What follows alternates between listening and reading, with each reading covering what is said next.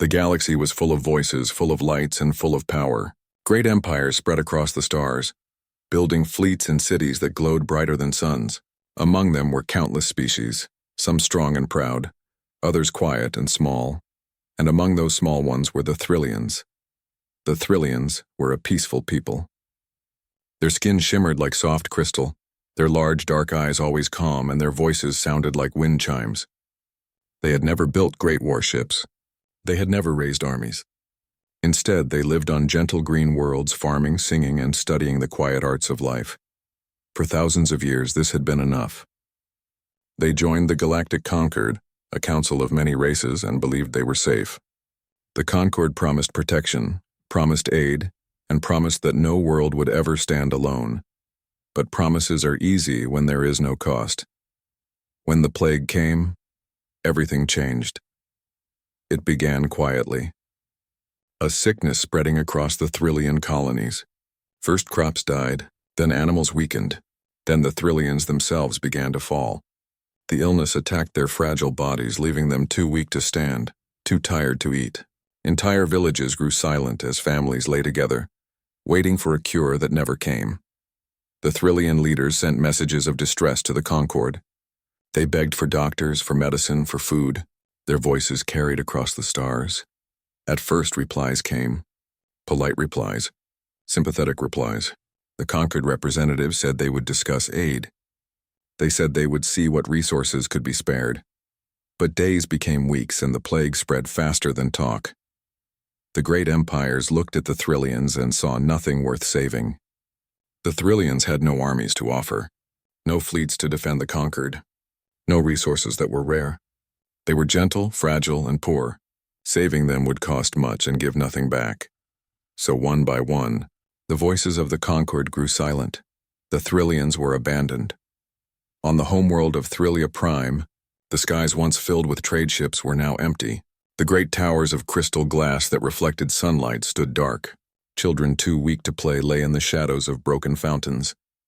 Villages outside the city stopped sending word, for there was no one left strong enough to write.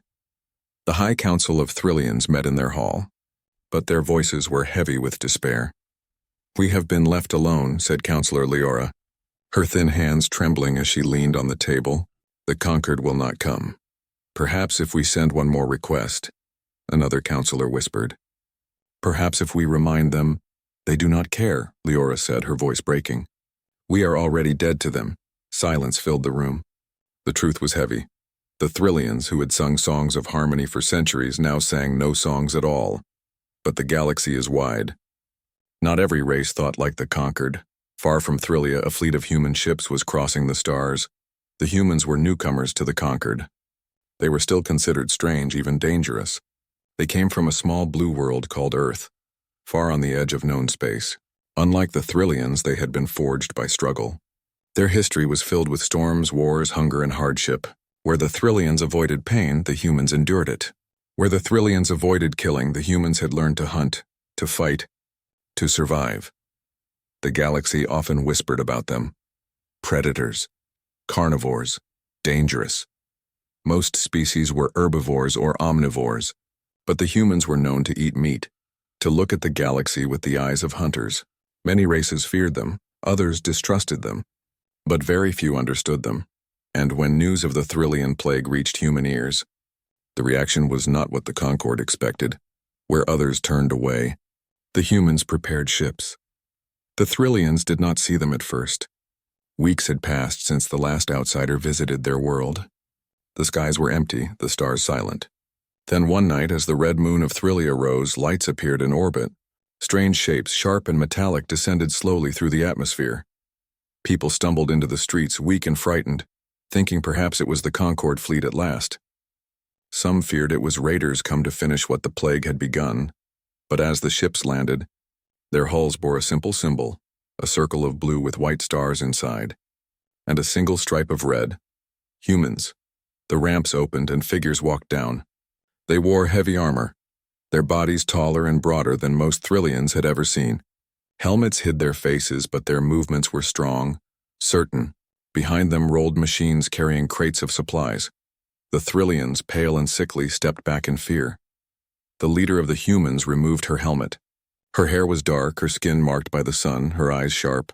She looked at the crowd and spoke loudly in their language. "We heard your call. We are here to help." At first, the Thrillians did not believe. Counselor Leora herself went forward, her steps unsteady. "The Conquered has sent you?" she asked in a weak voice. The human shook her head. "No, the Conquered forbade us to come." "But we came anyway," the Thrillians gasped. For a race that always obeyed the laws of the Concord, this was shocking. "Why?" Leora whispered. "Why would you risk punishment and for us?" The human smiled faintly, though her eyes were hard. "Because you're alive. That is reason enough." The days that followed were strange for the Thrillians. The humans unloaded food, strange food, heavy with meat, but also grains and fruits. They set up shelters and clean water stations. Their doctors, though rough in manner, worked with endless energy. They wore no fear of the plague. They walked among the sick, touched them, lifted them, carried them as if the disease meant nothing. The Thrillians watched in silence. They did not understand these creatures. They had heard stories of human hunger, of human war, of human violence. But here were humans bending down to feed their children, carrying water for their elders, giving medicine freely. Some Thrillians whispered in confusion, "Why would predators care for prey?" Others began to hope. Still, not all hearts were calm. One night, as fires burned in the relief camps, two Thrillians sat together, speaking softly. "They are not like us," one said, his voice low. "Look at their teeth. Look at their eyes. They could kill us all if they wished." "They brought food," the other answered. "They brought medicine. But what will they take in return?" The first Thrillian shook his head. "The Conquered left us. Perhaps these predators will use us instead."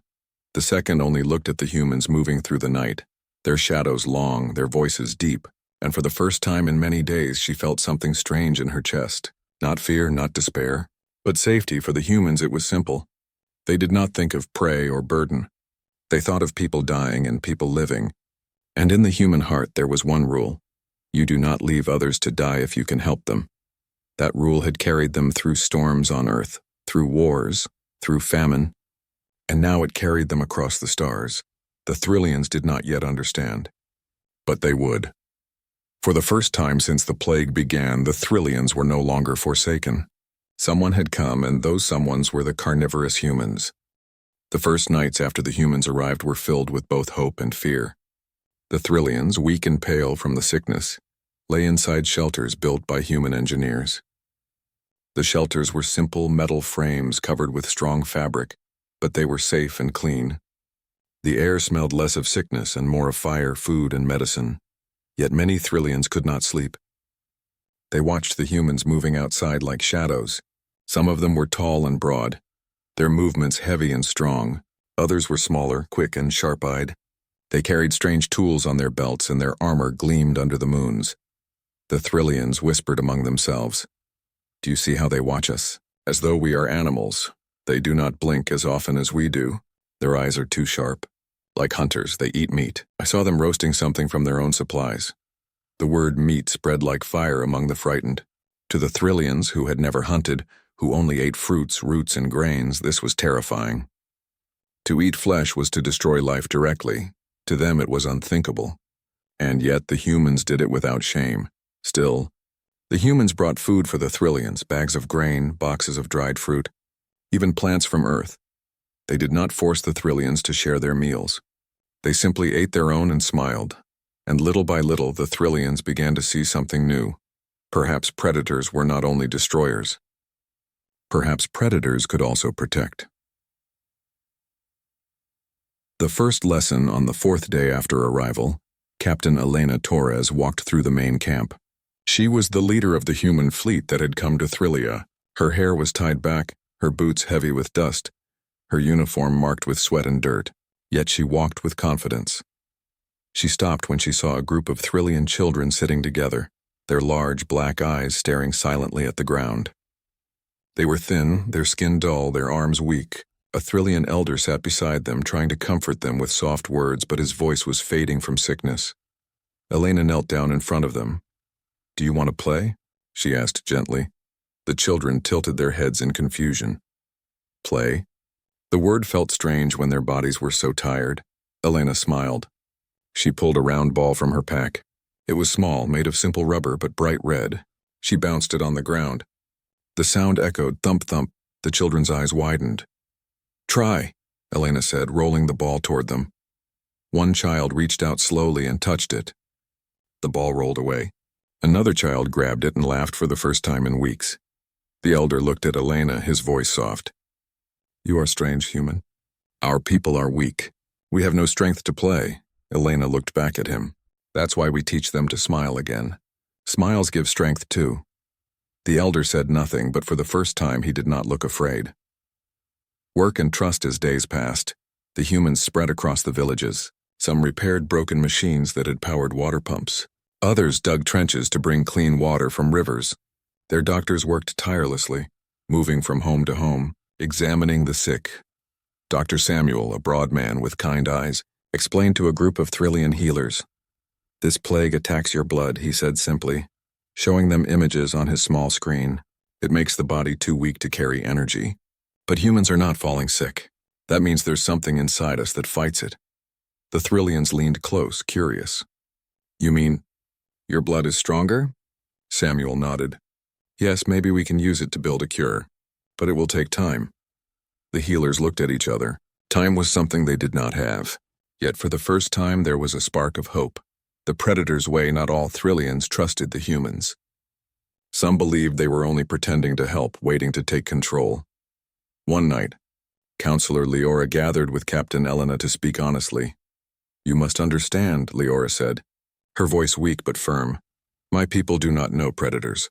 We have lived in peace for centuries. We farm, we sing, we build art, but you hunt, you kill, and now you stand among us. It is difficult for us to feel safe." Elena listened quietly. Then she nodded. "I understand. On my world we had to fight to survive.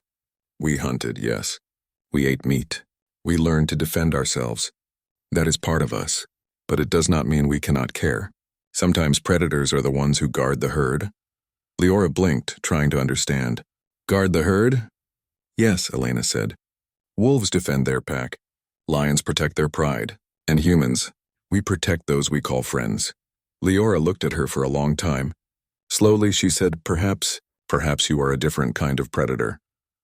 The Thrillian test on the 10th day. A great storm struck the plains near the main city. Winds tore through the shelters, rain poured, and lightning struck.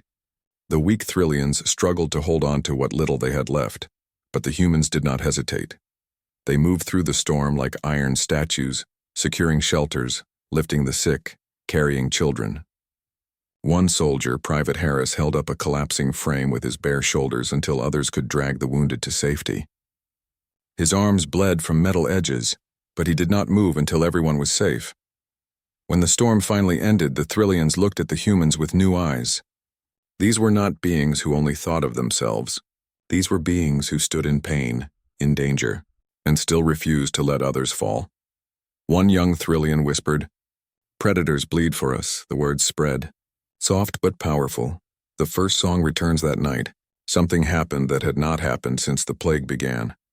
In the central camp, a group of Thrillians gathered. Their voices were soft at first, weak and trembling, but slowly a song rose into the air. It was an old song, a song of healing sung by their ancestors. The humans paused from their work, listening. The song was beautiful, like wind moving through crystal. Captain Elena turned to her soldiers. "Do you hear that?" One soldier nodded, smiling. "They're singing again." The Thrillians sang because for the first time, they believed they might not die forgotten. Whispers of the Concord far above in the cold stars. The Concord was watching. Messages arrived in secret to the Thrillian leaders. The Concord had heard the humans were interfering. They were displeased. "The humans disobey our orders," one message said. "They risk spreading the plague further. They risk destabilizing the region. You must tell them to leave." But Leora looked at the humans carrying food into the shelters, and she tore the message apart. "We will not send them away," she whispered. For the first time, the Thrillians chose not to obey the Concord. The spark of change weeks passed, and the camps grew stronger. The plague was not yet defeated, but the humans had slowed its spread. Food was reaching the hungry. Water was flowing clean again. Children were laughing, even playing with human toys. The Thrillians began to see the humans not only as predators, but as allies, and the humans, for all their scars and hunger, began to see the Thrillians not as fragile burdens, but as friends worth saving. The galaxy had abandoned the Thrillians, but the humans did not. And in that choice a bond was born, between prey and predator, between fragile and fierce. It was a bond the Concord would soon learn to fear. The sun of Prime rose weakly through a gray sky. Dust from the great storm still hung in the air, making the light seem dull. The camps were quiet, broken only by the coughs of the sick and the steady steps of humans moving between shelters. Dr. Samuel knelt beside a Thrillian boy, whose body was thin as paper. The boy's eyes were large, shining with fever, his small hands trembling as he tried to sit up. Samuel gently pressed him down. "Rest, little one," the doctor said in a calm voice. He checked the boy's pulse, his breathing, then turned to his human assistant. The same as the others. Weakness, fever, no strength in the muscles. The assistant frowned. "The medicine we brought slows it, but it doesn't stop it." Samuel nodded. His face was tired, but his eyes held fire. "We need more than medicine. We need to understand why we are not sick." The strange discovery later that day, the human doctors gathered with Thrillian healers inside a medical tent. The air smelled of herbs mixed with human antiseptic. Strange machines from Earth hummed softly, their screens glowing with data. Dr. Samuel placed 2 samples on the table, one of Thrillian blood, one of human. The Thrillian healers leaned close, their crystal-like skin glowing faintly in the light. "Here," Samuel said, pointing at the first image. "This is Thrillian blood infected by the plague. See how the cells break apart? The sickness destroys them." The healers nodded silently. They had seen this for weeks. Samuel then pointed to the second image. "This is human blood. We walked through the same camps, touched the same sick, breathed the same air. But look, the cells are strong. The sickness tries to attack, but it dies." The healers gasped softly. One whispered, "Your bodies are immune," Samuel nodded. "Yes, something in human blood kills the plague before it can spread." The Thrillians stared at him with wide eyes. They had believed humans were strong because of muscles, armor, and weapons. But this was something deeper. The humans were strong even inside their very blood. The Price of Hope counselor Leora came to hear the news. Her steps were weak, her body trembling, but her voice carried hope. "You say your blood is the cure?" she asked. "Not yet," Samuel replied honestly. "We need to study it. We need to find the exact piece that fights the plague. But it is there, I'm sure of it." Leora looked at him with desperation. "How long will it take?" Samuel sighed. "Days, maybe weeks. We must test carefully. If we rush, we could cause more harm than good." Leora closed her eyes. "My people do not have weeks. Many will not survive another day." Elena Torres, the human captain, stepped forward. Her voice was sharp but steady. "Then we will move faster. Tell us what you need, Doctor." Samuel looked at his captain, then at the frail faces of the Thrillian healers. Slowly, he said, "We need human volunteers, strong ones. The cure will begin with their blood, but the process will be painful, dangerous." The first volunteers, when the call went out, humans stepped forward without hesitation. Soldiers, engineers, even pilots offered their arms. Private Harris, the same man who had held a shelter during the storm, was among the first. He rolled up his sleeve and looked at Samuel. "Take what you need, Doc, I've got plenty." Others followed. A woman named Mira joked, "I always hated needles. But if it saves them, stick me as many times as you want." The Thrillians watched in shock. They had never seen anyone offer their own body so willingly. To them, pain was to be avoided at all cost. But these humans walked toward it as though it meant nothing. Elder Thrillians whispered, "Why? Why would they suffer for us?" Leora answered quietly, her voice trembling with new understanding. "Because to them, suffering is part of saving. The painful work inside the medical tents, the humans gave blood again and again. Needles pierced their skin, tubes filled with dark red liquid. Some fainted, some grew pale, but none withdrew their offer. Samuel and the healers worked night and day, separating the blood, testing it against the plague. Again and again, the sickness died when human cells touched it. It was proof. Proof that a cure could be built. But building it was not simple. Samuel explained, "We cannot just give human blood to Thrillians. Their bodies will reject it. We must make something new, something their bodies can accept. So the work continued harder than before. Machines hummed, healers mixed herbs with science, humans endured more tests. The Thrillians began to visit the tents not to be treated, but to watch. To see these predators bleed, not for themselves, but for others. Their fear slowly melted into awe. The lesson of fire one night. A young Thrillian named Kale approached Captain Elena. His eyes were full of both curiosity and fear. "Why do you do this?" he asked. "Why do you give so much pain for us? You are hunters. We are only prey." Elena looked at him for a long moment. Then she picked up a small stick and lit it in the campfire. "The flame burned bright. Do you see this fire?" she asked. Kale nodded. "Fire can burn. It can destroy," Elena said. "But fire can also warm. It can give light in the dark. Humans are like that. We can fight. We can kill. But we can also protect. The same strength that makes us dangerous is the same strength that makes us save you." Kale's eyes widened. He had never thought of it that way. He bowed his head and whispered, "Then may your fire stay with us." The first success after many days, Samuel and the healers created a small vial of liquid. It shimmered faintly like crystal mixed with blood. "This is it," Samuel said softly. "A cure, at least I hope." They tested it on a Thrillian who was close to death, his body weak, his breath shallow. The liquid was injected carefully. The camp held its breath. Hours passed. At first, nothing changed. Then slowly, the sick Thrillian's breathing grew stronger. His color returned. His eyes opened, no longer clouded with fever. The healers gasped. One fell to her knees, whispering thanks. The humans cheered, clapping each other on the back. Samuel smiled for the first time in days. "It works," he said. "By the stars, it works. The gift of blood, but the cure required more human blood than anyone had expected. To heal one village, dozens of humans had to give. To heal a city, hundreds." The humans looked at the numbers, then at the faces of the Thrillians, and they did not hesitate. Day after day they lined up, giving until their arms ached, until their bodies shook. They gave because the Thrillians needed them. The Thrillians began calling it the Predator's gift. The blood of hunters turned into healing for the prey, and with each cure, with each life saved, the bond between the two peoples grew stronger. The new song weeks later. In the central camp, the Thrillians gathered again. This time their voices were stronger. They sang not only of sorrow but of hope. The song rose high, filling the night with light. Humans stood among them, listening quietly. Some smiled, some wiped their eyes, though they would never admit it. Leora stepped forward to Elena. "We sang songs for peace, but they were only soft. Now, because of you, we have learned another kind of song. A song of strength." Elena nodded. "Then sing it loud, because strength will be needed." The shadow of the conquered far away, the galactic conquered held meetings in their shining towers. Reports had arrived. The Thrillians were recovering, and it was the humans who had saved them. The other species whispered in fear and anger. "The predators grow stronger. They disobey us. They will change the balance of the galaxy." And so a fleet was ordered to move toward Thrillia, not to save, but to stop. The Thrillians were alive again.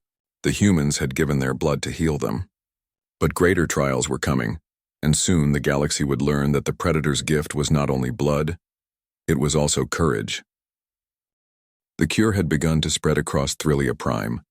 Villages that had once been silent with sorrow now filled with voices again. Children who had been too weak to walk now played in the fields. Elders who had prepared for death now sat in the sun, telling stories once more. Everywhere there was change. The Thrillians had always lived quietly, avoiding hardship, avoiding pain. But now they carried in their bodies something new, the Predator's gift, born from human blood. They felt stronger, not only in health but in spirit. And yet, in the stars above, danger was coming. The gathering clouds High Counselor Leora stood at the edge of the human camp, looking at the sky. The moons hung low, silver against blackness, but her eyes were on the stars that glittered faintly beyond. Captain Elena Torres joined her. The human leader's face was serious, her jaw tight. She too was watching the sky. "You sense it, don't you?" Leora whispered. Elena nodded. "Yes, the conquered won't ignore this forever. We broke their command. We saved you when they said to leave you behind. To them that is disobedience." Leora's voice shook. "But we were dying. We are members of the conquered. Should they not be glad we live?" Elena's eyes were cold. The Conquered cares about order, not life. If saving you threatens their order, they will not forgive us. At that moment, a human soldier rushed forward, holding a small communicator. Captain, he said urgently. Long-range scans show ships entering the system. Big ones. Conquered fleet. Elena closed her eyes briefly, then gave a single sharp command. Prepare the defenses. The fleet arrives hours later, the sky above Thrillia lit with fire. Dozens of ships descended from faster-than-light travel, their hulls gleaming with the mark of the Conquered. Sleek, powerful, and many times larger than the human vessels. The Thrillians gathered in fear, staring upward. For so long they had begged for the Concord to come to save them. Now they came not as saviors, but as rulers demanding obedience. A message cut across all frequencies. This is Admiral Saraxis of the Galactic Concord. To the human fleet, you are in violation of Concord law. You were ordered not to interfere with the Thrillian species. Withdraw immediately or be removed. The voice was cold, filled with authority, without even a hint of compassion. The Thrillians fear in the central city. The High Council of Thrillians gathered. Their voices trembled. They will destroy us if the humans resist, one counselor whispered. We must beg them for forgiveness. Another cried. We must tell them we did not ask the humans to come. But Leora slammed her hand on the table. Her voice was stronger than ever. No, we will not betray them. They saved us when no one else would. They bled for us. If the Conquered wishes to harm them, they will harm us too. The counselors stared at her in shock. For a people who had always chosen safety over struggle, her words were like thunder. Leora, one whispered. You sound like a human. She lifted her head proudly. Perhaps it is time we learn from them. The human Defiance in orbit. Captain Elena opened a channel to the Conquered flagship. Her voice was calm but firm. Admiral Saraxis, we will not withdraw. The Thrillians were dying, abandoned by all of you. We saved them. If you want us gone, you will have to come down here and remove us yourselves. There was silence for a long moment. Then the Admiral's voice returned, colder than before. You risk war for a weak race that contributes nothing. Why? They are fragile. They are helpless. They are a burden. Elena's lips curved in the faintest smile. Because they're alive. And to us, that is enough. The predators stand, the humans prepared for battle. Their ships were smaller, their weapons weaker, but their crews moved with determination. Every soldier, every pilot knew they were outnumbered. And yet not one backed away. On the ground, Thrillians gathered around the camps, watching the humans march to their stations. Their hearts trembled. Never before had they seen such fearlessness. One young Thrillian, Kale, whispered to his friends, They know they may die, but still they fight. Why? Leora, standing behind him, answered firmly, Because that is their way. They do not abandon friends, even if it costs them everything. The word spread through the crowd, and for the first time the Thrillians felt a new strength rising in their own chests. The Thrillian choice. When the Conquered fleet began to descend, preparing to fire warning shots, something unexpected happened. The Thrillians stepped forward, thousands of them. The sick, the healed, the elders, and the children. They gathered in the central city facing the sky. Their voices rose in a single cry, broadcast on every frequency. We stand with the humans. The Conquered ships hesitated. Admiral Saraxis's voice broke through again. You are making a mistake. They are predators. They will consume you. But Leora herself appeared on the broadcast, her crystal-like skin shining in the light. No, they are not consumers. They are protectors. When you abandoned us, they gave their blood. When you turned away, they carried us. If they are predators, then they are predators who guard their friends. Her words rang across the system.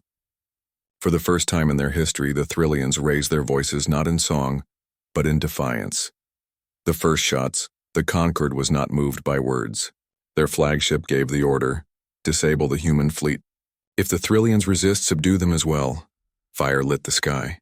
Beams of energy streaked downward, striking near the human ships. The ground shook, towers cracked, the people cried out, but the humans did not retreat. Their smaller ships darted between the massive cruisers, firing back with precision. One by one, human pilots gave everything, pushing their fragile craft to the limits. On the ground, soldiers prepared defensive lines, shielding the Thrillians behind them. The predators stood between prey and destroyer, and the Thrillians saw it with their own eyes. Humans fighting not for conquest, but for loyalty. The courage spreads, Something broke inside the Thrillians. Something that had been hidden for generations.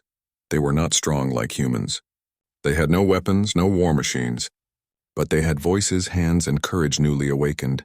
They began to carry supplies for the soldiers. They began to dig trenches alongside human engineers. Healers ran with human doctors, treating the wounded together. Children carried water for the fighters. Elders sang songs not of sorrow but of strength. It was small, fragile, but it was something.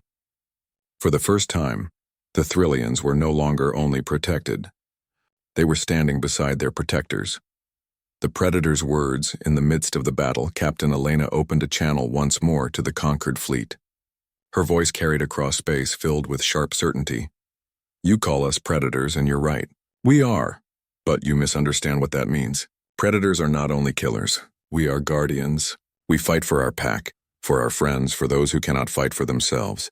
You abandoned them. We will not. If you want the Thrillians dead, you'll have to go through us. Her words were like steel. The Concord fleet paused, unsettled by such defiance. The turning point. The battle stretched long into the night. Human ships were battered, their shields failing. Yet every time one fell, another took its place, refusing to yield. And below, the Thrillians' voices rose higher, echoing into the sky. They sang songs of unity, of life, of courage. Their song carried into human comms, giving the weary fighters strength. For the first time, the Concord faced something they had never expected. A people who had once been weak, now standing with predators who would not break. The fleet hesitated. To press further would mean true war, and the humans showed they would not back down. At last, Admiral Syraxis gave a reluctant order. Withdraw. For now. The conquered ships turned and vanished into the stars. Aftermath. When the battle ended, silence fell across Thrillia. Broken ships burned in the sky. Soldiers lay on the ground, wounded but alive. The Thrillians gathered, not with sorrow but with pride. Leora stood beside Captain Elena and bowed deeply. You came when no one else would. You stood when all others fled. From this day, we are no longer only Thrillians. We are brothers and sisters of the humans. Elena, tired but smiling, placed a hand on her shoulder. Then welcome to the pack. The Concord had tried to break them. Instead, they had created something stronger. A bond between prey and predator, fragile and fierce, weak and strong. The sky above Thrillia Prime was quiet again. Where once the burning trails of ships had scarred the heavens, now only the steady glow of stars remained. But on the ground, the echoes of battle were everywhere. Human soldiers patched their armor, checking broken weapons. Wounded were carried into medical tents, where both human and Thrillian healers worked side by side. Children moved carefully between the camps, carrying water or food, whispering songs of strength.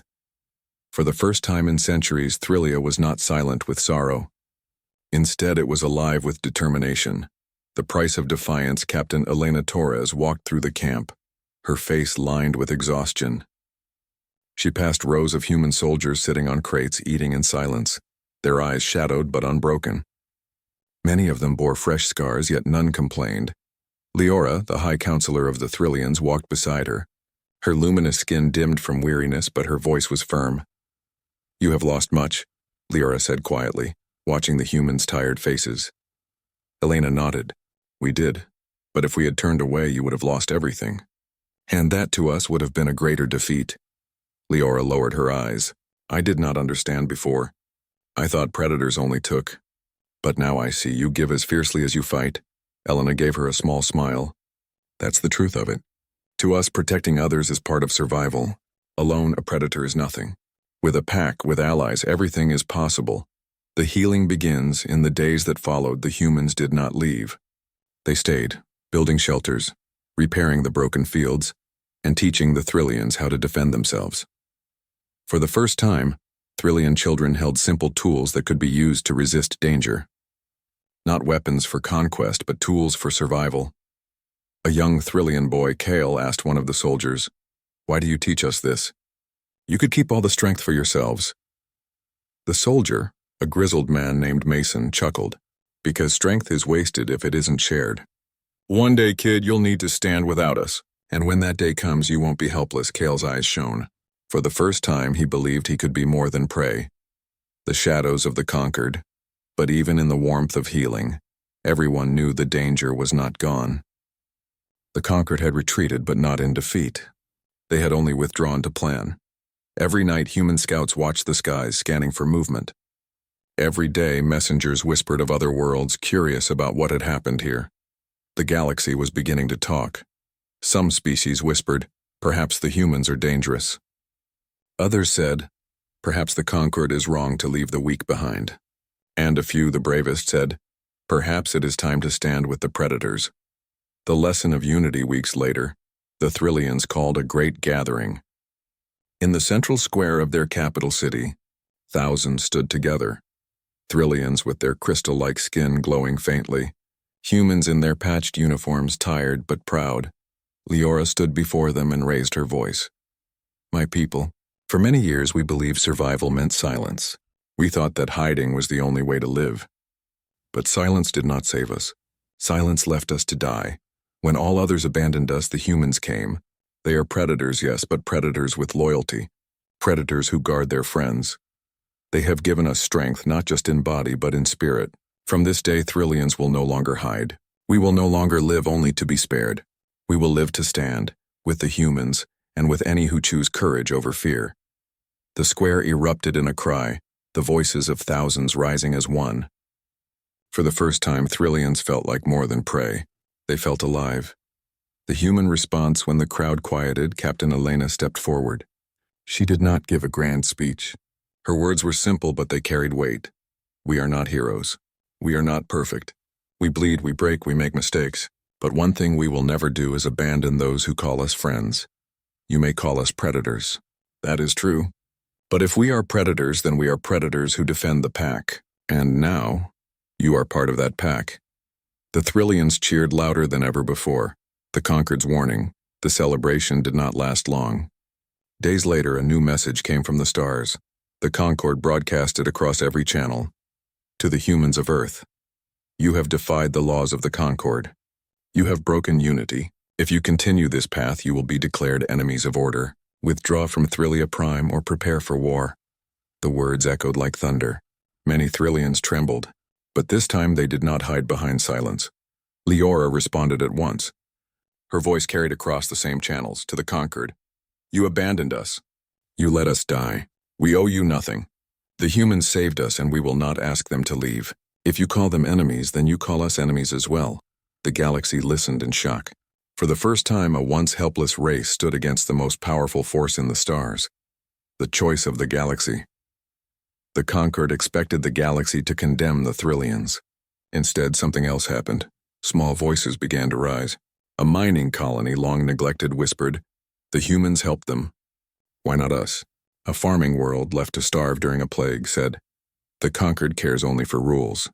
The humans care for life." One by one, whispers became words, and words became declarations. Across the stars, other species began to speak. Not all, not loudly, but enough to be noticed. The Conquered's power was still great. But now, cracks had appeared in their perfect order. A new alliance on Thrillia. Humans and Thrillians sat together in the council chambers, planning the future. "We cannot match the Conquered's fleets," Yelena admitted. "If they come in full force, we will fall." Leora leaned forward, her eyes bright with new fire. "Then we must not face them alone. We must show others what you showed us, that predators can protect, that prey can rise, that together we are stronger." It was the birth of something new. Not yet a nation, not yet an empire, but the spark of an alliance built on loyalty instead of fear. The Predator's oath before Elena returned to her ship. Leora stopped her. "There is one thing I do not yet understand," Leora said softly. "Why do you risk so much for those who are not your kind?" Elena looked at her for a long time, then answered, "Because once, long ago, humans were weak too. We were prey, hunted by beasts stronger than us. But we survived because we learned to stand together. And now we will never leave another to face the dark alone. That is our oath," Leora bowed deeply. "Then your oath is ours as well." The dawn of hope as the twin suns rose over SCIFI-Prime. Human ships stood ready in orbit, battered but unyielding. Below, Thrillian cities buzzed with new life, their people no longer afraid of the stars. The Conquered still loomed, vast and powerful. War might still come. But for the first time, the galaxy had seen something the Conquered had never expected. a bond between predator and prey, strong enough to challenge even the mightiest empire. And as the humans prepared to leave the surface, Elena looked once more at the planet below. "They called us predators," she whispered. They were right, but they forgot something. Predators are strongest when they protect their own,